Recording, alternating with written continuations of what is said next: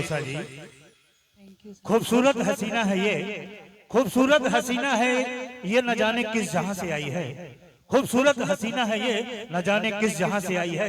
जन्नत से उतर कर आई है, या जन्नत साथ लाई है। एक ताली